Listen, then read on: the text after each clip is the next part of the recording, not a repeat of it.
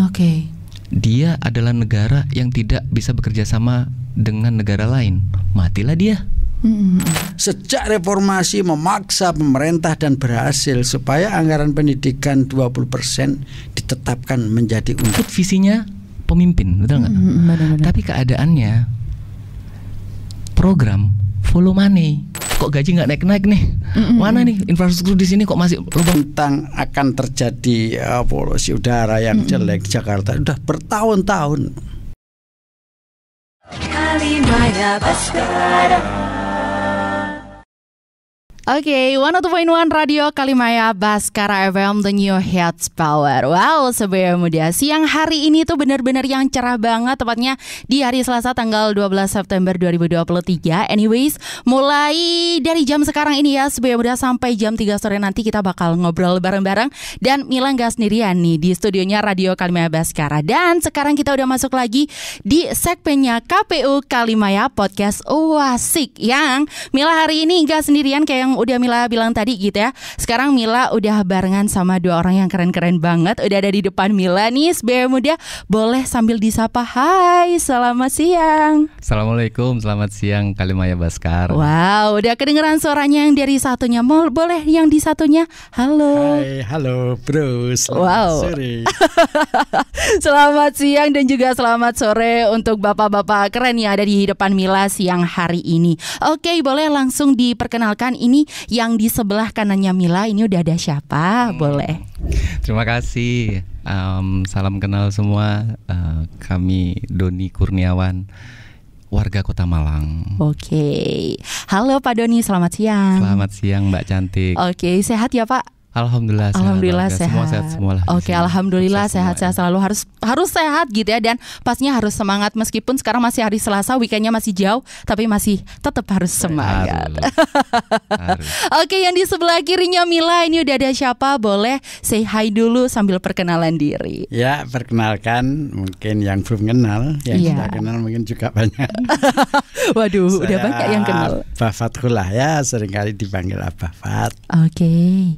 Saya di Kota Malang, di daerah Sukun, yang tidak asing lagi dengan dunia yang ada di sini. Iya benar. Termasuk Mbak Mila. Iya, Sukun sendiri itu saya tiap hari pasti ngelewatin karena rumah saya itu ada di kabupaten Pak. Jadi kalau mau berangkat ke studio pasti ngelewatin tiap hari pulang pergi. Anyways, perlu kamu tahu dulu gitu ya, Sebaya Muda, yang di sebelah kirinya Mila ini udah ada Abah Fathullah selaku Ketua DPC PKB Kota Malang, dan di sebelah kanannya Mila ini udah ada Pak Doni Kurniawan PS SPI selaku OKK DPC Gerindra Kota Malang.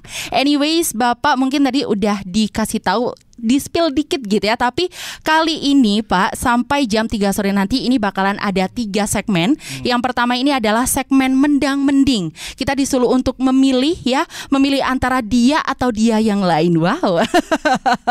Enggak, iya dong. Jadi kita harus memilih banget. Terus nanti di segmen yang kedua ini kita bakal ngobrolin hal-hal yang lagi viral gitu ya. Di segmen lagi viral, karena kan sekarang yang viral-viral itu pasti jadi nomor 1. Meskipun biasa-biasa aja, tapi kalau viral ya Pak pasti bakalan terkenal. Dan di segmen yang terakhir, karena kita itu sejatinya nggak bisa ngelihat hatinya orang lain, kita bakal ada segmen dari hati ke hati gitu ya, untuk melihat isi hati dari Pak Doni dan juga Abah Fat ini seperti apa sih orangnya. Oke, menarik. Anyways, kita bakal langsung masuk gitu ya, Abah Fat dan juga Pak Doni di segmen yang pertama, mendang-mending. Jadi kita tahu gitu ya Pak, kalau di Indonesia sendiri, terutamanya di Kota Malang ini, bekerja 8 jam sehari gitu ya. Ini ternyata ada sejarahnya loh Pak Doni dan juga Abah Fat gitu ya. Yang mana ini diprakarsai sama Robert Owen yang ngebawa slogan 8 jam kerja, 8 jam rekreasi atau liburan, dan 8 jam istirahat di abad ke-18 saat revolusi industri seperti itu.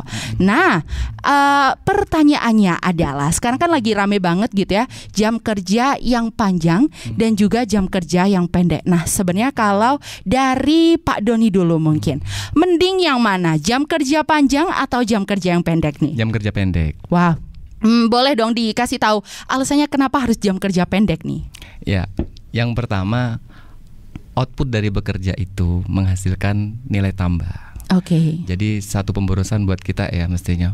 Kalau kerjanya 8 jam, tapi nilai tambah kita kecil atau sama, itu akan berbeda dengan jumlah waktu kerja yang singkat. Oke. Tapi dengan nilai tambah yang lebih besar dari jumlah waktu yang 8 jam. Jadi di sini sudah pada era abad tahun 2023 ini kita sudah efektif bekerja menghasilkan nilai tambah. Oke. Jadi kerjanya simple tapi menghasilkan lebih gede itu.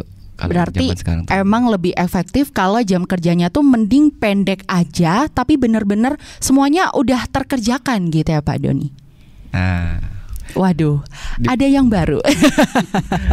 jadi kalau finish selesai itu tergantung dari beban pekerjaan. Oke. Nah, di sini sudah ada tools yang bisa memudahkan seluruh wilayah kerja. Oke. Kalau zaman redesign dahulu atau zaman revolusi itu memang dulu kan terkenal labor. Jadi buruh itu menggiling gandum. Oke. Nah, di situ dibutuhkan proses power, waktu, tenaga dan jumlah produksi yang sangat tinggi sehingga ditekankan semakin banyak waktu kerja sehingga bisa mengejar hasil produksi. Tapi sekarang ada traktor. Jadi kita harap bahwa nilai-nilai produksi dulu kalau pertanian itu kita bisa memanfaatkan waktu, tetapi nilai hasil produksinya itu punya nilai tambah yang besar. Oke, menarik. Oke, menarik banget nih SBM udah mulai panas dan menarik juga. Dingin di sini tuh, Oke, iya, dingin. Mungkin saya aja nih yang kepanasan, kayaknya agak gerah dikit gitu. Oke, mari kita lanjut ke Abah Fat. Nah, Abah Fat sendiri nih, lebih milih jam kerja yang panjang atau jam kerja yang pendek? Monggo silakan. Ya, tentunya semua itu harus ada referensi ya. Oke. Di dalam kaidah-kaidah kehidupan lah ya, yang normatif. Memang 8 kerja itu idealnya untuk bekerja. 8 kerja untuk istirahat. Dan menurut keyakinan saya 8 kerja untuk ibadah. Menarik juga ya, benar. Karena emang sejatinya jadi sepertiga dari kehidupan itu harus digunakan untuk berbuat baik. Tapi bukan berarti bekerja itu bukan berarti tidak berbuat baik gitu. Iya, benar juga. Sehingga kalau 8 jam itu digunakan efektif, tentunya kan ada istirahat ya, tidak full gitu. Tentunya ada istirahat. Tapi juga kalau berorientasi kepada hasil, itu memang tidak bisa ditentukan jam. Bisa saja jam kerja yang panjang tidak menghasilkan banyak dalam konteks volume materi. Bisa saja jam kerja yang pendek itu melebihi dari jam kerja yang panjang. Contoh misalnya orang pekerja kasar, kerjanya sampai 10 jam, paling banyak penghasilannya 200.000. Iya. Tetapi seperti bos-bos itu tidur 1 jam itu sudah nilainya miliaran gitu. Lah artinya sekarang ukuran kerja itu tidak bisa diukur oleh hasil. Tetapi bagaimana kita membagi durasi waktu dalam kehidupan itu, sehingga kalau 8 jam kita bekerja, apakah pakai otak, itu juga olahraga kan, bergerak atau pakai fisik. Seperti sekarang ini Anda bekerja ya, ini kan tidak pakai fisik, tetapi juga bisa berkeringat loh karena mikir. Benar. Itu juga bekerja, ya kan? Sehingga menggerakkan idealnya fisik tubuh supaya baik itu ya 8 jam, baru 8 jam istirahat dan sebagainya. Saya setuju yang 8 jam itu gitu. Cuma bukan berarti yang kerja sedikit itu lebih jelek, enggak. Begini, kadang-kadang orang banyak nganggur, itu ngelamun. Ngelamun itu pikirannya bisa bercabang-cabang. Kalau bujang banyak uang, itu ngelamunnya bahaya. Gitu. Bahaya ternyata Pak Doni, bahaya loh. Bujang banyak uang, ya kan? Nah, kan banyak sekarang anak-anak masih umur 30 belum sempat kawin, uangnya sudah miliaran. Itu kalau tidak banyak waktu bekerja, itu ngelamunnya bisa-bisa macam-macam gitulah. Lah ini bekerja itu semuanya menjadi ibadah menurut saya, asalkan kerjanya baik yang kerja langsung berupa tadi itu 8 jam waktu secara fisik atau gerakan atau tidak istirahat lah. Kita hindari nongkrong yang tidak punya manfaat. Itu akan berpikir yang bisa negatif. Kalau banyak uang bisa macam-macam, kalau tidak ada uang ya juga bisa macam-macam juga, benar juga ya. Jadi memang kalau menurut Abah Fat sendiri ya sebagai muda, apalagi kalau bekerja 8 jam bekerja, 8 jam istirahat dan lain sebagainya, itu sebenarnya bukan tergantung waktunya, tapi gimana cara kita mengelola pekerjaan kita dan juga membagi waktu kita, harus balance gitu ya. Jadi memang istilah work life balance itu beneran loh ya. Ini emang bener-bener ada kayak gitu. Terus juga nih ya, perlu kamu tahu juga nih sebagai muda, kalau sebenarnya ada beberapa poin plus dan minusnya nih kalau misalkan sebuah perusahaan ini menerapkan jam kerja pendek. Nah, kalau dari Pak Doni sendiri dari Partai Gerindra nih, kalau ngomongin masalah poin plus minusnya nerapin jam kerja pendek, menurutnya Pak Doni sendiri kayak gimana? Kerja pendek untuk satu perusahaan biasanya itu terkait dengan namanya forecast perusahaan. Jadi sasaran pencapaian hasil profit suatu perusahaan. Itu saya senang kalau ada perusahaan itu memang menyediakan waktu yang tidak terlampau lama, kemudian memenuhi segala hak calon tenaga kerjanya. Kalau itu tidak tidak mau menggunakan pegawainya itu menghabiskan waktu hidupnya. Saya senang. Nah, kalau perusahaan sudah pada level itu, berarti pada satu lingkungan itu saya rasa sudah melewati fase berkembang, sudah melalui fase yang makmur. Artinya sumber daya yang sudah diterapkan di suatu perusahaan, produksi yang dihasilkan suatu perusahaan itu sudah sangat efisien, sudah sangat efektif, sehingga tidak mengerahkan energi yang besar begitu, bahkan tidak menghasilkan residu yang besar.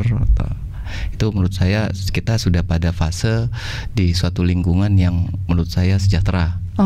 Nah, fase sekarang kayaknya kita perusahaan ini lagi tarik ulur nih sama buruh, Pak. Kalau ada buruh nggak masuk, dipotong biaya hariannya, masih begitu, Pak. Kalau seumpama dalam waktu tertentu kena komitmen integritas, kedisiplinan, nah begitu. Sementara orang bekerja di suatu perusahaan yang terikat waktu dalam lampuan yang 8 jam atau lebih, berangkat jam 8 pagi pulang jam 5 sore, itu terjadi mungkin di Kota Malang itu kan. Sehingga sebagian besar waktunya adalah mendorong produksi suatu perusahaan. Nah, sekarang saya balik, kalau keadaan kelak ada suatu perusahaan lu kerja 2 jam tetapi dengan salary lu bisa menghidupi keluarga kamu dalam 1 bulan. Nah, fase itu kita sudah berada pada fase lingkungan yang bagaimana? Insya Allah kan fase lingkungan yang sudah adil dan makmur. Jadi adil bagi pekerja itu, adil bagi kapital yang pemilik perusahaan itu, makmur bagi seluruh lingkungan yang ada di daerah perusahaan itu. Kira-kira gitulah. Itu. Jadi kalau dari Pak Doni sendiri gitu ya, kalau misalkan perusahaan ini udah menerapkan yang namanya jam kerja pendek, berarti udah ada kesejahteraan di dalamnya. Saya meyakini itu. Dari Pak Doni seperti itu. Dan kalau dari Abah Fat sendiri mungkin ada yang mau ditambahkan gitu ya, atau mungkin ada pendapat sendiri nih, Pak? Ya, kalau ada perusahaan yang memberlakukan jam kerja pendek, itu tentunya tidak ada ceritanya perusahaan merugikan, tidak ada. Ya, saya juga jempol. Wah, dia hebat betul gitu loh. Cuman begini ya, naluri orang antara bekerja sebagai pekerja, pegawai, buruh, dengan bekerja yang mandiri. Lah, etos kerja bangsa kita yang mandiri itu tidak kenal waktu. Kalau apalagi kalau kelihatan misalnya orang jualan pangsit misalnya. Kok hari ini yang beli sampai berjajar sekian-sekian, enggak 8 jam belum habis yang pembeli, dia akan ikuti terus. Ya, itu kalau mandiri. Nah, sekarang kalau terkait dengan perusahaan, orang cenderung bekerja pada jam yang pendek, karena dia asalkan salarinya itu tidak ada pengaruh gitu loh. Tapi saya juga belum tahu ada perusahaan yang menginginkan anak buahnya itu bekerja dalam waktu jam yang pendek dengan penghasilan yang sama. Nah, kalau ada begitu, itu perlu diberikan acungi jempol gitu lah. Ya bagus lah, mudah-mudahan ada seorang pengusaha yang punya jiwa sosial sehingga dia diberi pemahaman, wes kamu kerja mestinya 8 jam, cukup 3 jam, penghasilannya sama. Waduh. Wah itu ya penuh lah yang kerja. Iya, saya juga kepengen kayak gitu. Iya, tapi kita enggak bisa, jangan mengandai-andai. Negara kita negara berkembang. Istilah berkembang enggak jelas lah ya, enggak kita diskusi tentang berkembang itu bagaimana. Masa sudah 70 tahun merdeka berkembang terus. Kapan berbuahnya? Nah, kalau di negara yang sudah maju lebih dulu ya gitu aja. Negara Eropa itu kan lebih dulu maju. Beda dengan negara kita. Ketika negara Eropa itu lebih dulu maju, sehingga dia menerapkan jam bekerja itu betul-betul sesuai dengan perjalanan hidup, penelitian dan sebagainya. Ya sudah, orang berangkat ya kayak di Cina itu kadang-kadang orang subuh itu sudah bangun, tidak bangun ke masjid ya bangun berangkat kerja gitu. Di Eropa juga begitu, pagi itu sudah berangkat, tapi tidak sampai malam ya jam 8 ya 8 jam sudah. Nah, karena apa? Tenaga, keterbatasan fisik dan sebagainya dibatasi. Jadi kita tidak usah mengandai-andai apakah kita senang dengan jam kerja pendek. Itu kita ngelamun yang tidak pada tempatnya. Jadi emang mending dijalani aja yang sekarang ini gitu ya. Gimana tapi pun kalau caranya. Lebih dari 8 jam itu hampir banyak perusahaan yang ya mayoritas lah, saya sendiri pernah jadi pekerja perusahaan ya 23 tahun saya ikut perusahaan cukup besar ya, itu tidak pernah memperhitungkan jam pada anak buahnya gitu loh. Jadi 8 jam itu masih tidak ada overtime juga. Sekarang aja ada undang-undang tenaga kerja, ada undang ini. Dulu zaman Orde Baru tidak ada istilah overtime itu. Jadi waduh, ini lumayan lah perkembangan zaman di Indonesia setelah reformasi. Perserikatan buruh difungsikan, kumpulan buruh difungsikan, ada tripartit, ada komunikasi. Ini kita sedang proses berjalan ke perbaikan. Kalau di negara maju sudah clear gitu ya. Sudah clear 1 jam sekian, maksimum 1 minggu Anda harus bekerja sekian jam. Sudah, dan itu cukup. Itu cukup untuk kehidupan, untuk kebutuhan yang layak. Misalnya sebagai pelayan jual kebab lah misalnya itu. Atau pokoknya jualan ikut perusahaan kayak di sini di mal-mal gitu lah ya.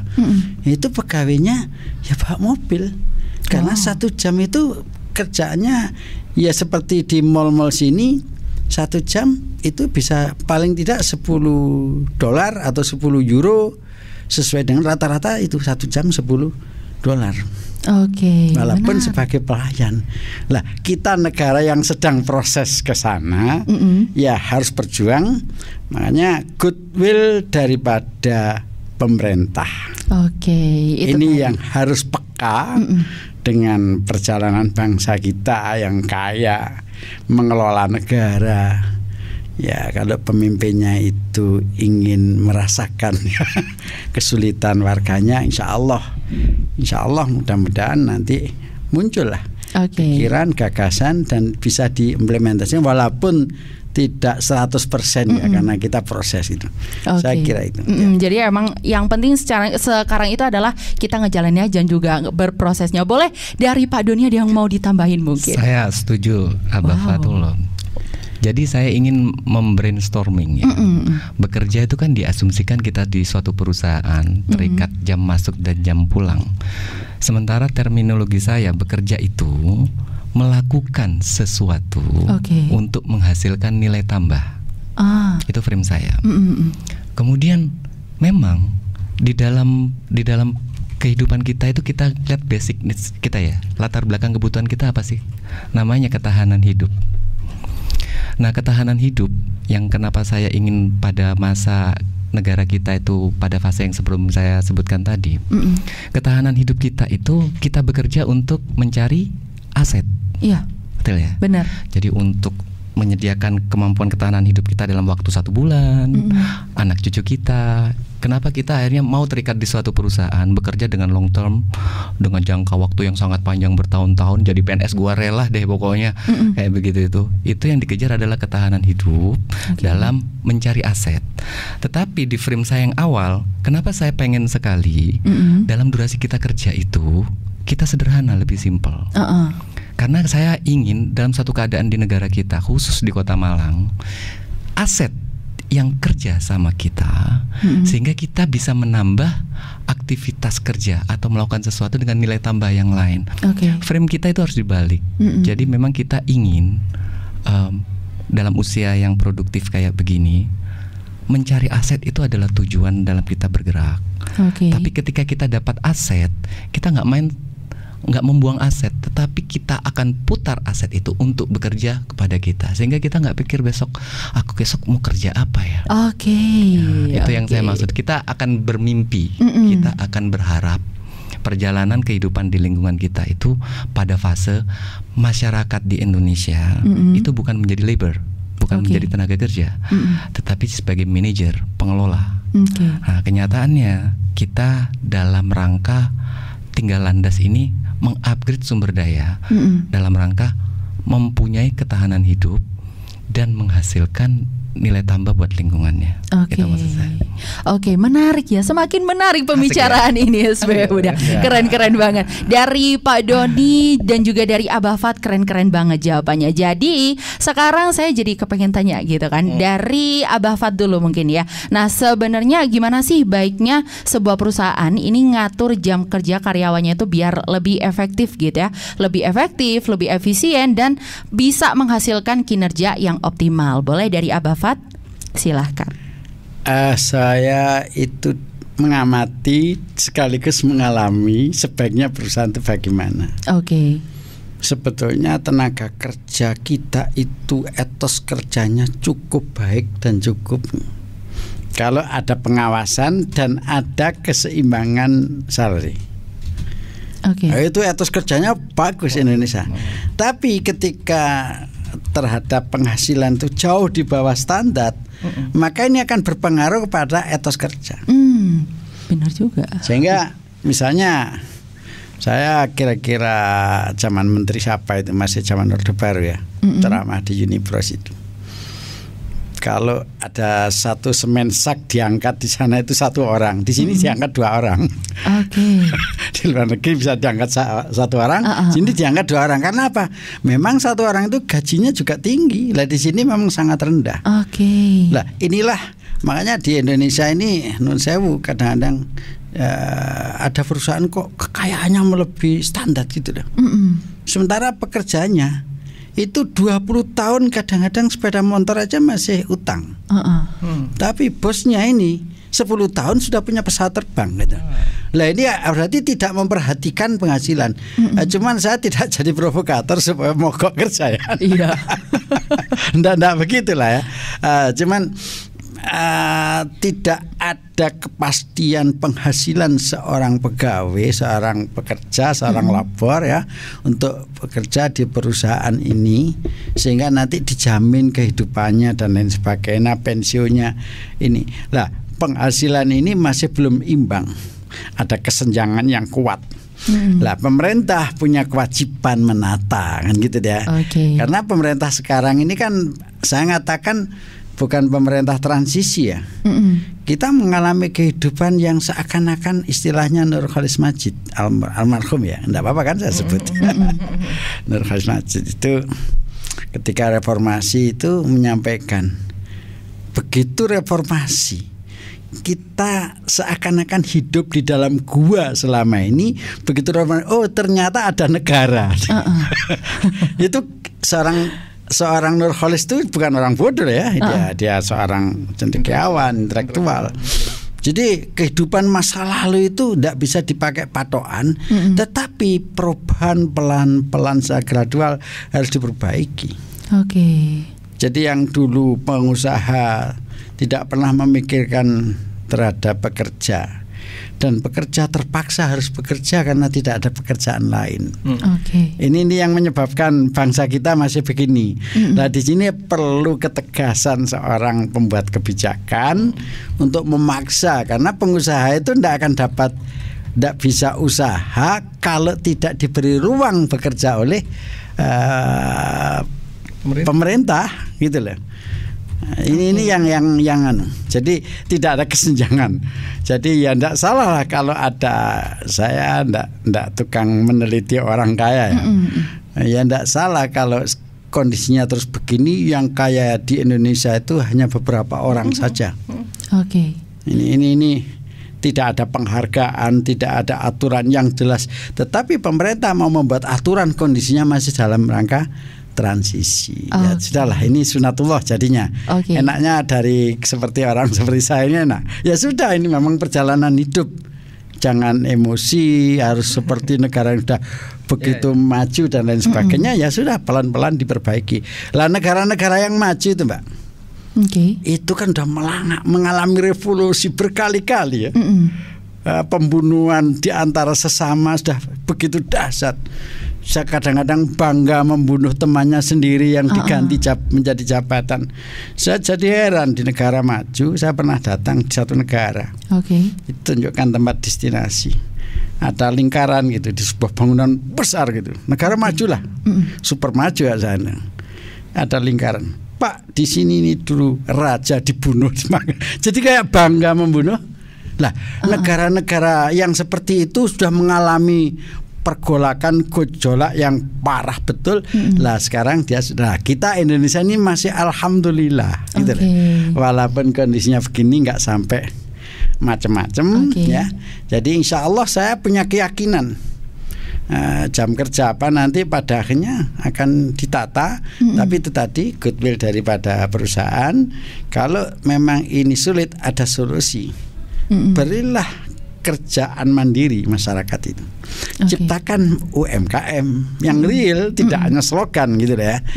Jadi ciptakan tempat bekerja orang-orang menengah ke bawah, sehingga dia bisa eksis ke depan. Jadi tidak tergantung jam kerja ini. Jadi jam kerja ini kan karena terpaksa saja.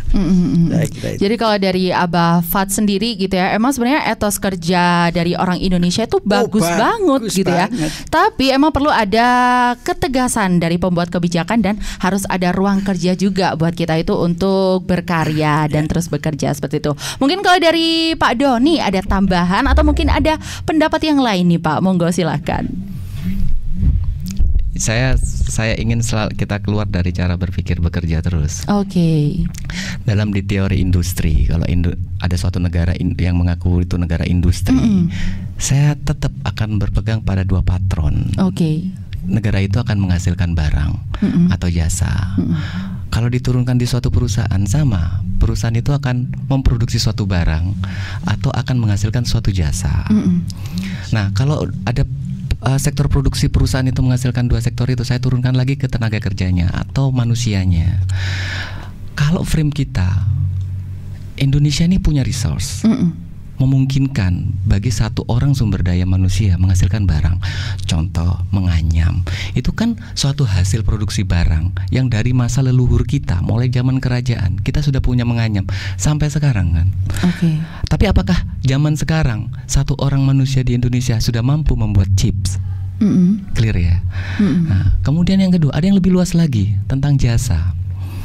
Satu orang individu di Indonesia 260 juta punya karakter dan potensial yang berbeda-beda, punya bakat yang berbeda-beda. Ada salah satu mungkin yang bisa melayani atau membuat suatu servis pelayanan sesuatu begitu. Itu akan bisa menjadi manfaat nilai tambah. Dia ahli komputer. Berarti dia tahapan misal programmer misal, atau operating yang mengoperator saja. Itu merupakan nilai tambah dari suatu aktivitas kerja. Kalau ruang yang kita peras itu misal hasil produksi jasa, maka potensi ekonomi yang kita hasilkan dengan jumlah penduduk Indonesia yang besar ini, kita bisa bayangkan berapa triliun dolar yang harus kita hasilkan. kalau kita berorientasi pembentukan barang di Indonesia itu sudah berangkat tinggal landasnya itu kan hilirisasi. Dia akan merubah bahan baku menjadi bahan setengah jadi dan kedepannya akan menjadi bahan jadi. Itu nilai tambahnya berkali lipat. Kita jual nikel, tetapi kalau seumpama Indonesia sudah mampu menjual baterai, maka pendapatan per kapita kita itu sudah bisa 4,5 juta. Iya kan? Per kepala gitu kan ibaratnya. Nah, itu sudah memenuhi standar kebutuhan hidup bagi di Indonesia. Nah, terus bagaimana ini? Apakah sektor industri ini akan mempengaruhi kesejahteraan lingkungan, khususnya manusia gitu ya? Ya, bisa. Karena begini, kesejahteraan manusia ini tergantung dari dasar kebutuhannya dulu. Apa? Makan, betul nggak sih? Benar. Sandang, pakaian, betul nggak sih? Terus baru papan, rumah. Kebutuhan hidup manusia kalau udah memenuhi 3 itu, saya yakin orang Indonesia ini akan berkembang sejahtera. Tapi kalau Indonesia ini warganya masih terbeban hutang rumah, dia akan mengalami penurunan kualitas hidupnya. Itu satu. Kalau baju misalnya, kalau di Jawa itu ajine rogo soko busono. Ngelihat orang kita lagi ngumpul yang satu bajunya gitu udah lusuh, udah pudar. Kemudian berhadapan dengan lingkungan yang bajunya itu baru begitu. Dia mengalami degradasi sosial gitu. Nah, apalagi makan. Coba saya pengen tahu ya, kalau di Malang itu ada misal stunting ya, gizi buruk gitu. Saya paling benci itu. Kalau ada gizi buruk di Kota Malang, ini fix ekonomi kita sakit. Tapi saya lihat yang sakit ini ternyata bukan tentang ekonomi saja, sosial. Kalau ada orang mengalami gizi buruk di lingkungan Kota Malang, artinya dia tidak bisa menerima manfaat dari produksi makan. Mungkin harganya tinggi, itu berarti inflasi, atau mungkin interaksi sosialnya kita sudah sakit, yang harusnya kita kalau ada sekeluarga yang mampu, kemudian kita harus juga menyokong pada lingkungan yang lain agar memenuhi standar pangannya, itu kan dasar sekali. Ini problem. Nah, sehingga kalau mencari ukuran kesejahteraannya, itu saya mulai dari hilirnya itu. Kalau kita punya resource, industri yang sudah maju, hulunya itu adalah basic needs. Jadi kalau ada perusahaan nih gede nih Pak, ada perusahaan gede itu dia nggak akan mati ketika dia memproduksi. Orang bangun tidur sampai orang tidur malam lagi, mulai dari sikat giginya, sabunnya, mungkin gayungnya, itu semua diproduksi sama perusahaan itu. Dan kita membeli, bukan? Iya. Nah, kalau gaji kita dalam per kapita 1 tahun tidak berubah, sementara perusahaan menilai bahwa bahan baku naik, nilai tenaga kerja naik, biaya operasional naik, maka yang dulunya kita sikat gigi 3 kali sehari, mungkin kita sikat gigi 1 kali sehari doang. Nah, this is problem. Jadi kalau kita mau ambil hulu hilir dalam teori kesejahteraan, saya ingin semua dipetakan dahulu dari basic needs. Kalau saya food, kalau orang udah makan baru bisa cari rumah, baru bisa cari pakaian. Nah, hilirisasinya itu menopang ketahanan hidup. Kalau orang sudah punya ketahanan hidup, punya kemampuan berdaya di setiap waktunya, dia nggak akan mencuri, dia nggak akan kriminal. Dia akan healing, dia akan berkasih sayang, betul nggak? Benar. Kira-kira itu. Menarik banget gitu ya Subaya Muda. Waduh, ini semakin keren juga ya jawaban dari Pak Doni dan juga Abang Fat gitu Subaya Muda. Tapi kami juga perlu tahu yang mana ini dilansir dari berbagai sumber gitu ya. Ada beberapa poin plus buat jam kerja panjang. Jadi ini tuh sebenarnya bisa ningkatin moral karyawan gitu ya, interaksi dan juga komitmen buat perusahaan. Terus bisa ngurangin bolos dan keterlambatan, dan juga bisa mampu merekrut karyawan yang hebat pastinya. Dan buat poin plus dari jam kerja pendek juga pastinya ada gitu ya, karena semua kan ada plus minusnya kayak gitu. Dimana kalau poin plus dari jam kerja pendek sendiri, ini banyak waktu keperluan untuk keluarga dan juga pribadi kayak gitu. Terus karyawan bisa lebih produktif, bisa ngurangin waktu dan juga biaya untuk keperluan kerja, dan pastinya bisa ngurangin rasa stres pas selagi berangkat dan juga pulang kerja, seperti itu. Anyways, kita bakal masuk di segmen yang kedua, yaitu adalah lagi viral ya. Kita bakal ngomongin hal-hal yang viral nih Abah Fat dan juga Pak Doni. Pastinya sekarang kita lagi rame banget gitu ya, as we know beberapa waktu yang lalu bahkan sampai sekarang pun gitu ya, rame banget nih sama yang namanya kualitas udara di beberapa daerah di Indonesia kayak yang terjadi di Jakarta seperti itu ya, Bapak dan juga Pak Doni. Bahkan di dalam satu artikel juga saya baca gitu ya, kalau yang lebih parah itu ada di Kalimantan Barat. Nah, hal ini sendiri itu sebenarnya diakibatin sama beberapa faktor kayak misalkan karhutla seperti itu. Terus ada asap kendaraan dan masih banyak lagi yang lainnya. Terus juga udah ada beberapa upaya yang dilakuin sama pemerintah nih ya buat menekan polusi udara yang terjadi, mulai dari emisi kendaraan, WFH gitu ya, ada penyiraman jalan juga, bahkan sampai bikin hujan buatan. Nah, sebenarnya mulai dari WFH sampai bikin hujan buatan ini sebenarnya efektif nggak sih buat menekan polusi udara? Boleh dari Abah Fat dulu, silahkan. Ya, ini kan terjadi di Indonesia itu selalu di luar dugaan terus. Iya, memang iya. Kok tahu-tahu begini? Padahal semuanya banyak orang pinter loh ya. Kapan itu saya di Kota Malang hampir 3-4 bulan yang lalu, di stop di sub atau siapa itu, tak pikir ditilang. Ternyata dites apa emisi. Saya enggak ahli dalam itu ya. Artinya ketika itu belum ada berita viral yang di Jakarta terjadi polusi udara. Tapi pemerintah itu sudah paham itu gitu loh. Jadi pengambil kebijakan kan kita itu membiayai negara. Itu kan Masya Allah ya. Pegawainya di Disub, di departemen ini semua sekarang udah pinter-pinter. Kok tahu-tahu enggak kayak apa? Kayak nggak ada apa-apa. Nah, kayak enggak ada fungsinya gitu loh. Penelitian dilakukan, biayanya tinggi nih. Kok tahu-tahu begini ya? Berita tentang akan terjadi polusi udara yang jelek di Jakarta udah bertahun-tahun. Karena banyaknya.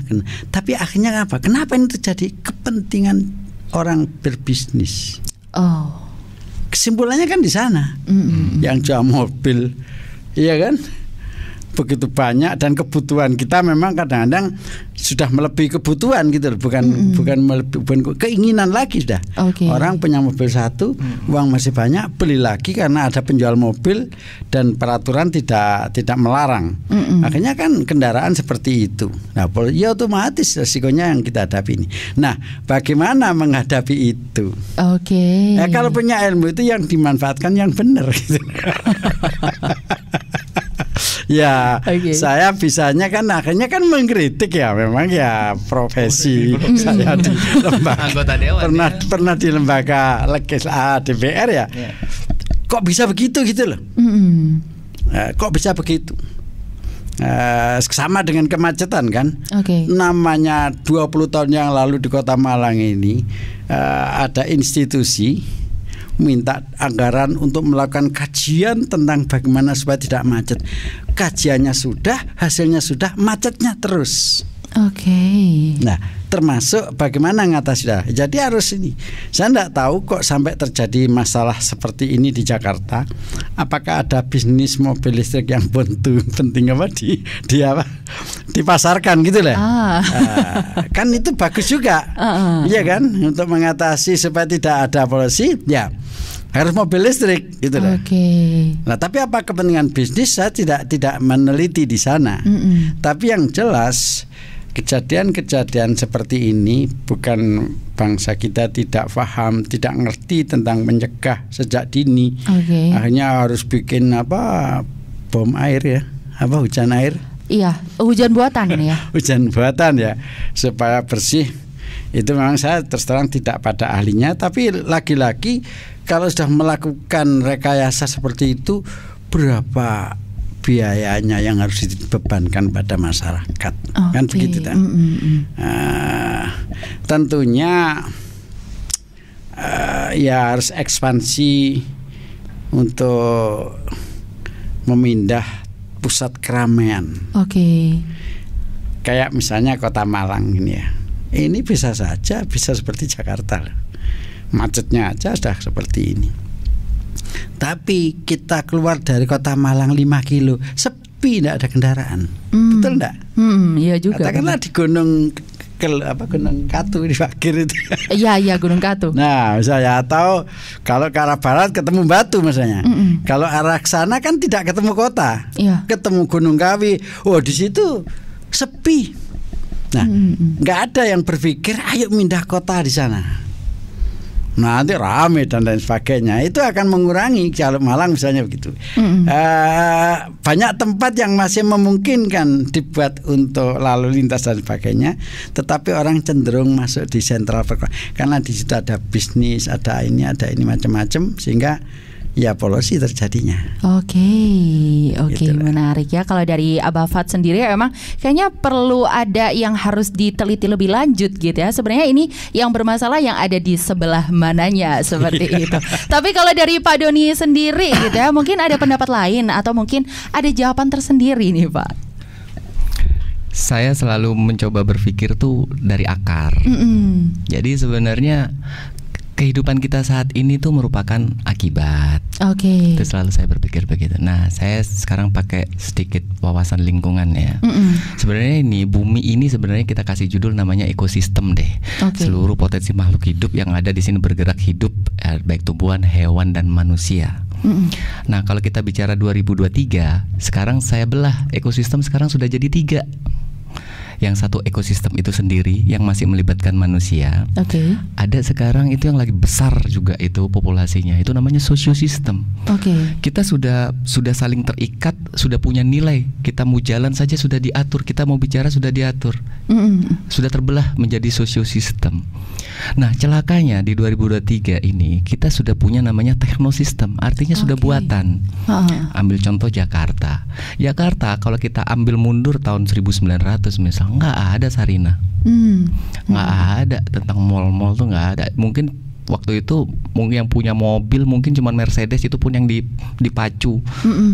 BBM juga tidak digunakan banyak. Tapi kalau ngomong 2023, buatan sudah banyak terjadi, baik dari sektor mobil, kemudian teknologi, bangunan dan lain sebagainya.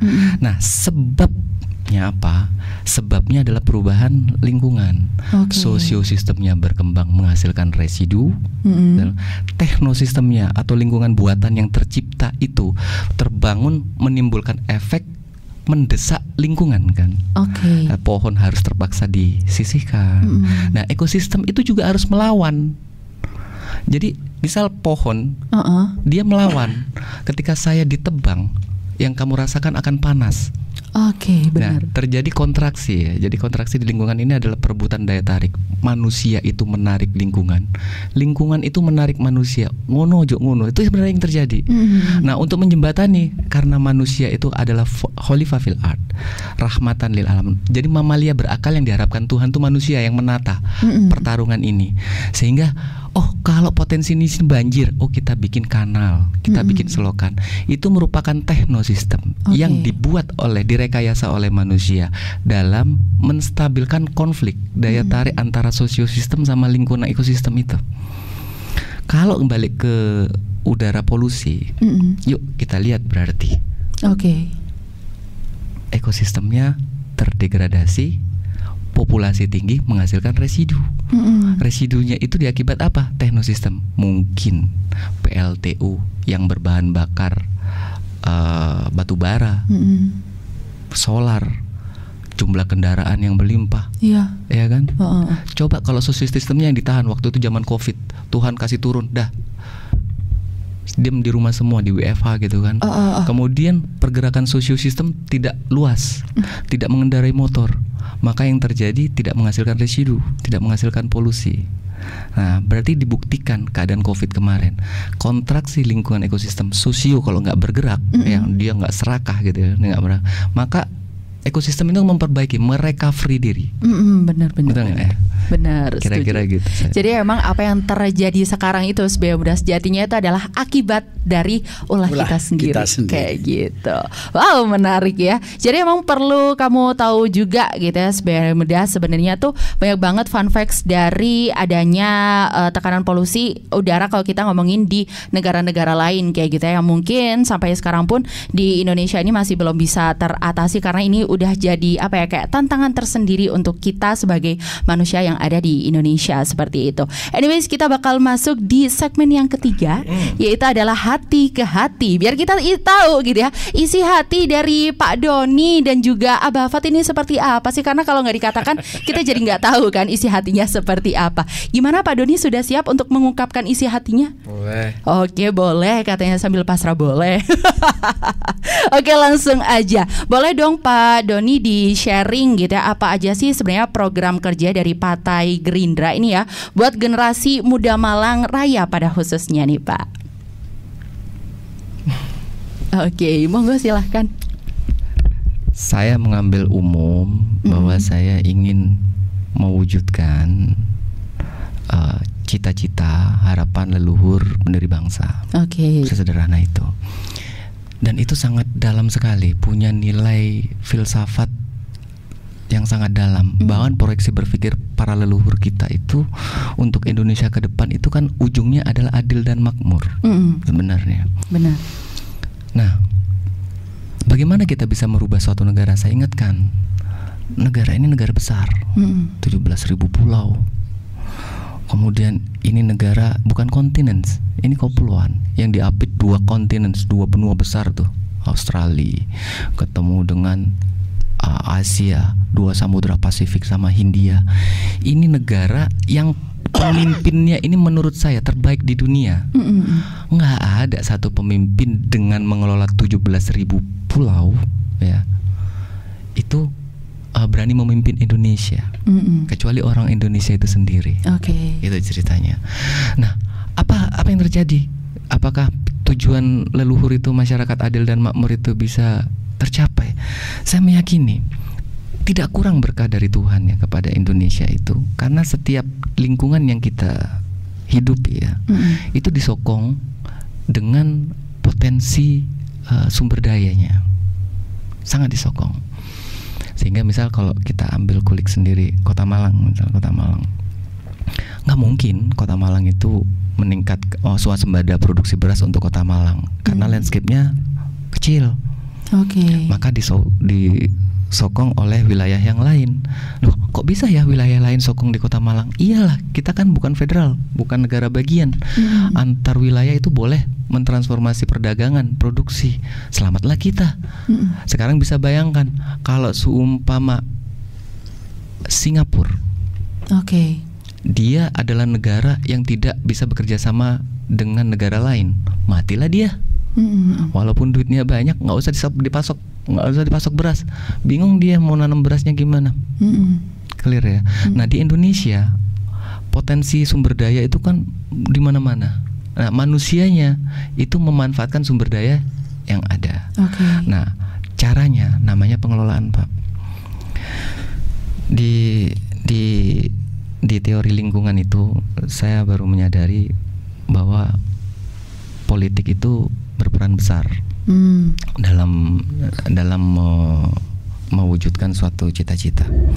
Karena di politik itu ada policy, ada kebijakan, ada keputusan yang menjadi hukum positif yang harus dijalankan oleh lingkungan dan manusia warganya gitu.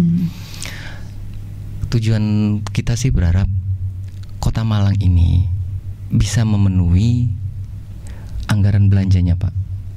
Kalau saya jadi kalau Kota Malang ini sudah pada visinya itu money follow program. Misal nih kita nih wali kota ya. Saya ingin Kota Malang ini lebih maju. Uangnya kan ngikut visinya pemimpin, betul nggak? Tapi keadaannya program follow money. Kenapa? uang kita terbatas, cita-cita kita tinggi. Mana nih UMKM nih? Mana bantuan modal nih? Mana ini? Kok gaji nggak naik-naik nih? Mana nih infrastruktur di sini kok masih lubang-lubang? Mana nih saluran masih drainase masih banjir? Betul nggak? Nah, karena pendapatan kita itu masih bergantung dengan pendapatan nasional. Kita masih ditransfer. Sebagian itu dari PAD, pendapatan asli daerah, sebagian masih dapat bantuan program nasional. Tambah hibah lagi. Sehingga duit yang ada pagunya 60% biaya pegawai coba. 40% baru pengembangan sumber daya dan lingkungan. Sekarang nomenklaturnya visi pemimpin Kota Malang membangun lapangan terbang, nggak mungkin karena duitnya kebatasnya segitu. Nah, yang harus dilakukan, saya kembali ke hulu ya. Dasar kebutuhan masyarakat itu 3 itu menjadi fokus.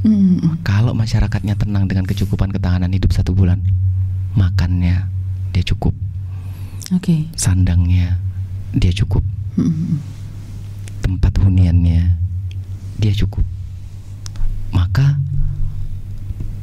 wilayah Kota Malang ini siap untuk tindak landas. Tapi kalau urbannya di sini banyak banget menjadi beban sosial, menjadi beban anggaran, kemudian sumber daya yang ada di Kota Malang ini tidak terserap maksimal. Misal PAD-nya kita hanya masih di putaran 700 miliar aja. Kita nggak mau, kita punya cita-cita kita pengen PAD kita 5 triliun gitu. Kan kita ceritanya itu. Nah, kalau kita punya angan-angan visi Kota Malang adalah money follow program, maka saya berharap Kota Malang bisa meningkatkan potensi sumber dayanya, baik barang atau jasa itu dalam menghidupi wilayahnya. Saya nggak banyak omong kalau sampai sini. Kita hanya bicara 2,5 sampai 3 triliun. Kecil kalau menurut saya. Kita butuh kayak Jakarta 70 triliun. Kita mau ngapain, mau bikin kanal banjir kita bisa. Tapi karena kita masih hanya 3 triliun, kita menghidupi kurang lebih 850.000 jiwa. Maka ini kita perlu kerja keras ya melalui jalur politik. Kira-kira gitu. Jadi kalau dari Pak Doni sendiri ya, SBY Muda intinya itu adalah kepengen membawa baik nilai-nilai luhur kita kayak gitu. Kepengen mewujudkan nilai-nilai dari leluhur kita yang dulu, yaitu adalah menciptakan lingkungan yang lebih baik, terutama untuk Kota Malang pastinya seperti itu. Anyways, kalau dari Abah Fat sendiri nih ya, boleh di-sharing apa aja sih Pak Abah Fat program dari Partai PKB nih buat generasi anak muda di Malang Raya nih khususnya? Ya, sebetulnya sih tidak harus untuk anak muda saja lah. Yang tua gimana? Semua. Cuman anak muda itu yang harus paham tentang politik, karena di masa depan bangsa kita itu ada pada anak-anak muda, bukan ada pada kita yang sudah kolonial ya, mereka yang milenial. Ini ketika zaman reformasi ini saya mengamati dari tahun ke tahun terjadi apatisme terhadap politik atau partisipasi terhadap politik itu tidak meningkat tapi menurun gitu loh. Bahkan yang jadi Indonesia ini aneh betul lah. Ketika zaman Orde Baru itu orang hampir 95% ingin mencari pemimpin, ingin ikut pemilu, ingin nyoblos. Nah, tapi setelah diberi kebebasan ternyata menurun. Bahkan ketika milih presiden itu cuma 74%. Nah, ini ya. Itu soal-soal wawasan ya. Kenapa kita harus memahami itu keinginan saya di dalam mengelola partai. Tetapi sebetulnya di balik itu ada keinginan besar. Bagaimana sih mengelola sebuah lingkungan, sebuah kota, sebuah negara ya. Kalau kita itu melihat kondisi secara geografis, Indonesia itu betul-betul tanah subur. Mungkin tidak banyak yang diciptakan Allah seperti di Indonesia. Benar. Coba kita sederhana aja. Kita udaranya gini kan nikmat. Di dalam tanah kita itu ada kekayaan alam yang apa saja di dunia itu ada, di Indonesia ada. Mulai minyak, emas, batu bara, macam-macam ada. Di atasnya masih ditanami jagung, padi, kedelai. Sementara udara sangat bersahabat. Sementara kalau kita yang saya tahu ini, yang pernah saya sampaikan di mana-mana, yang mungkin banyak orang yang sudah jutaan ke sana. Di Timur Tengah itu tanaman tidak tumbuh, ya kan? Iya. Panasnya itu sampai 50 derajat, tapi juga tidak kekurangan makan.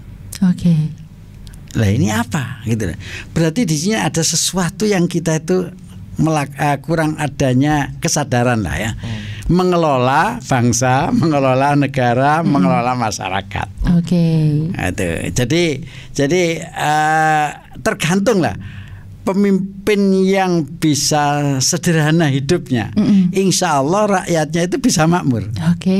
Tapi kalau pemimpinnya selalu foya-foya, dia keluar dari rumah aja harus dikawal. Berapa biaya pengawalannya? Oke, kalau demi keamanan tingkat presiden ya, tingkat gubernur misalnya, itu biaya mahal, oke, karena keamanan. Tapi kadang-kadang dari ketua RW aja minta dikawal kita itu. Lah, sehingga saya lihat kok kayak begini gitu lah. Lah ini kalau memimpin sebuah negara, pembiayaan itu mahal. Pembiayaan ini mahal. Sehingga kebutuhan masyarakat tuh pendidikan dan sebagainya bisa tidak tercukupi. Nah, ini keinginan saya di politik begitu. Makanya kelompok saya ya karena tadi ditanya dari PKB. Iya. Sejak reformasi memaksa pemerintah dan berhasil supaya anggaran pendidikan 20% ditetapkan menjadi undang-undang.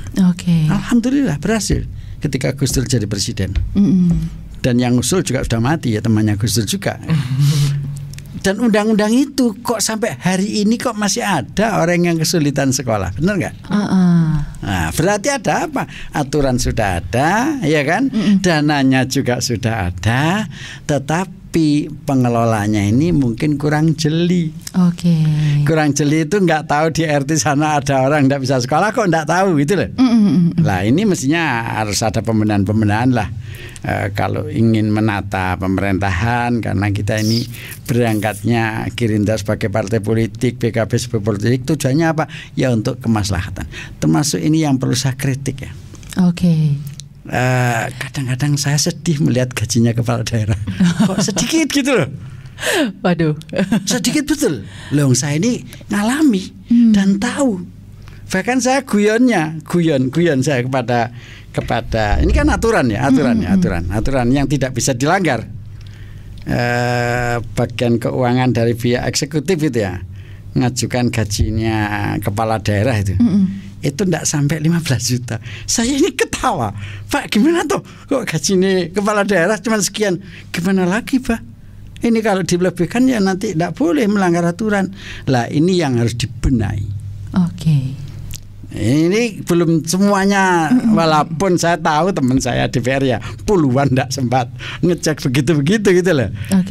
Jadi ini sehingga kalau kepala daerah diberi gaji yang layak ya, terus pegawainya normal, insya Allah dia akan memikir rakyat dengan sungguh-sungguh.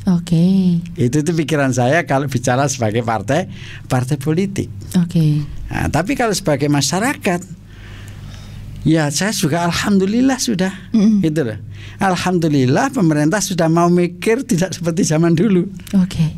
Jadi enaknya ada di orang PKB. Orang PKB itu enaknya begitu. Ya sudah, ini sunatullah. Saya katakan gitu. Dengan kondisi seperti itu, bagaimana kita berjuang, bagaimana kita bisa memberikan pemahaman untuk menata pemerintahan dan sebagainya. Kalau soal penataan kota, lingkungan dan sebagainya, syaratnya itu tadi. Sudah jangan mencari kesempatan ketika kita itu diberi kewenangan menata kota. Kesempatan tanda kutip ya, tanda kutip ikut bisnis lah misalnya. Itu. Jadi sudah kita lepas itu. Jadi negara ini harus diatur oleh 3 kelompok kan, masyarakat, eksekutif, pebisnis gitu loh. Lah masyarakat dalam hal ini ya seperti kita ini masyarakat, eksekutif sebagai pelaksana, pebisnis, pedagang. Ini kalau 3 kelompok ini saling egois ya, sing pedagangnya mau untung sebesar-besarnya, sing eksekutifnya juga ingin menjadi pedagang, kasihan yang rakyatnya. Wow. Kasihan rakyatnya. Ini harus imbang. Kalau satu jatuh, dua akan jatuh. Kalau sisi lain eksekutif yang sehat, pedagangnya tidak sehat, jatuh juga negara. Jadi ada 3 kelompok yang menopang ini, yang bekerja melalui pemerintah juga normal, rakyatnya dapat bagian normal, eksekutif juga normal lah. Tapi untuk menata begitu kan perlu perjuangan. Ya. Perlu perjuangan, perlu waktu dan perlu kesadaran. Jangan sampai ketika punya teori semacam itu kita marah tok. Iya kan? Sopo sing dadi pemimpin kan elek. Kan apa? Nggak ada api. Lah ini janganlah.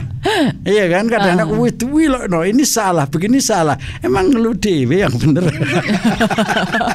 Ini negara besar.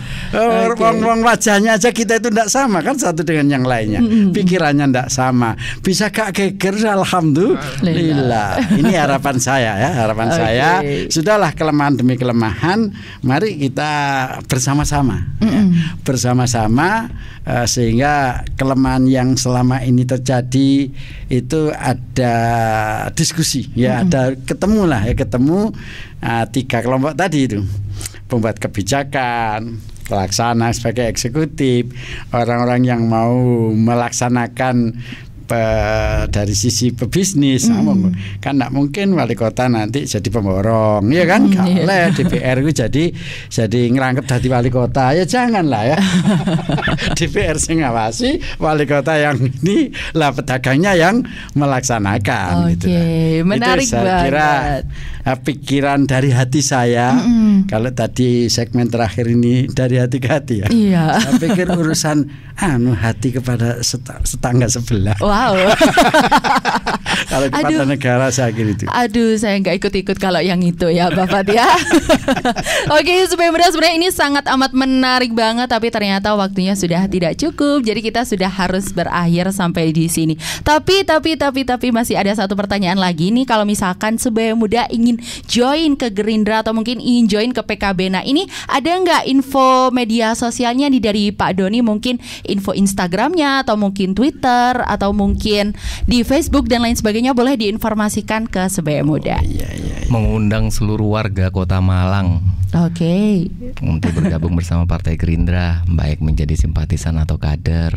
Follow di IG-nya Gerindra Kota Malang. Nah, di situ nanti juga ada followersnya namanya Doni Kurniawan PST, follow juga ya. Jadi sekalian promote ya Sebaya Muda.